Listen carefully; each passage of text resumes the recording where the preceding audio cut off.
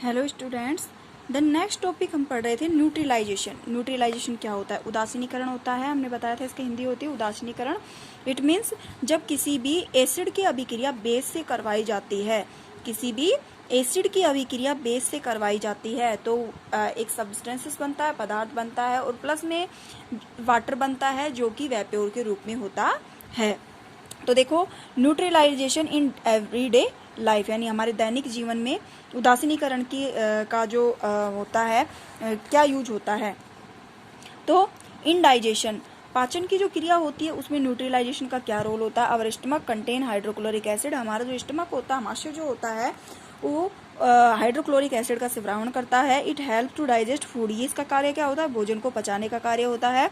But too much of acid in the stomach cases in indigestion sometimes indigestion is painful, यानी कि कभी कभी कैसा होता है कि भोजन जो होता है ना वो हमारे स्टमक के अंदर पचित नहीं होता है, जिसे हम अपचित भोजन कहते हैं। और ये अपचित भोजन जो होता है, अपाचन की जो क्रिया होती है, ये हमारे शरीर के लिए पेनफुल साबित होती है।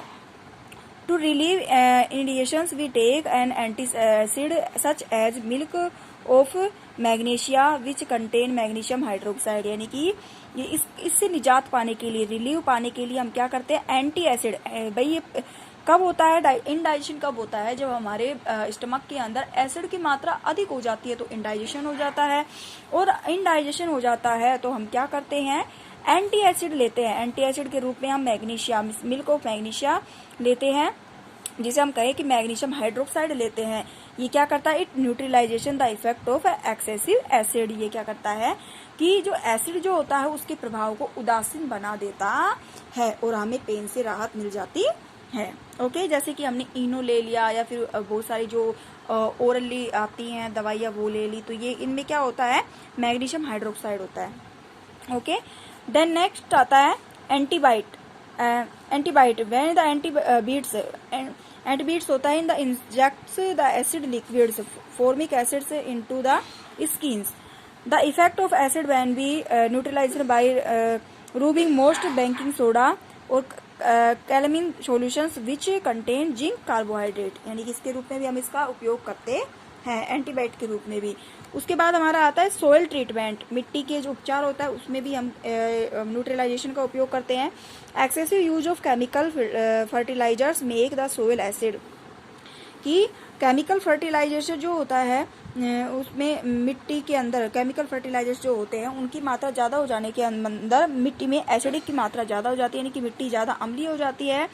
Plant do not grow well when the soil is either too acidic और टू बेसिक, यानी कि जो प्लांट जो होते हैं ना वो मिट्टी के अंदर ज़्यादा एसिडिक या फिर ज़्यादा सोइली हो जाने के कारण, ज़्यादा अम्लीय ज़्यादा क्षारीय हो जाने के कारण उनके अंदर प्लांट की ग्रो नहीं हो पाती है। When the soil is too acidic the base the quick lime calcium oxide is the slacked limes, calcium hydroxide the soil's basic organic matter is added, organic matter release acid with the neutralization basis neutral of the soil। ये कह सकते हैं कि मिट्टी के जब अंदर जब ज़्यादा अम्लता हो जाती है, अम्लीय मात्रा ज़्यादा हो जाती है तो उसको उदासीन बनाया जाता है, और जब क्षारीय हो जाती है तो उसको भी उदासीन बनाया जाता है, क्योंकि जब मिट्टी ज़्यादा अम्लीय हो जाती है तो उसके अंदर भी पेड़ पौधे जो होते हैं अच्छे से ग्रो नहीं कर पाते, हमारी फसल जो होती है अच्छे से हमें उत्पादन नहीं देती है, और क्षारीय हो जाती है तो भी सेम यही इफेक्ट होता है।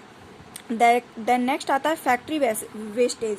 फैक्ट्री जो होती है ना वो जो वेस्टेज जो निकलता है उसको उदासीन बनाने के अंदर भी आता है काम, न्यूट्रलाइजेशन की क्रिया जो काम आती है। The wastage of many factories contain acid, यानी कि बहुत सारी जो फैक्ट्री जो होती है औद्योगिक क्षेत्रों के अंदर एसिड जो होता है ना उसके प्रभाव को रोकने के लिए भी न्यूट्रलाइजेशन का उपयोग किया जाता है।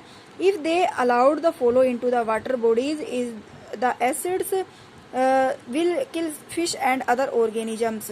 The factory waste are the therefore neutralization by adding basic substances, यानी कि जब फैक्ट्रियों से निकलने वाला जो वेस्टेज पदार्थ होता है अगर हम उसको नदी के अंदर क्या करते हैं, अक्सर नदी नालों के अंदर जलाशयों के अंदर ही उसको पदार्थ को डाला जाता है, तो उससे क्या होता है वो जो पानी होता है उसके अंदर जो एसिडिक या कहें बेसिक जो होते हैं वो उसकी मात्रा बढ़ जाती है, जिससे मछलियाँ जलीय जीव जो होते हैं उनको सांस लेने में प्रॉब्लम होती है, जिसके कारण उनको नदी या कहें कि फैक्ट्री के अंदर ही उस पदार्थ को न्यूट्रलाइजेशन किया जाता है, यानी कि उदासीन किया जाता है, उनके प्रभाव को खत्म किया जाता है।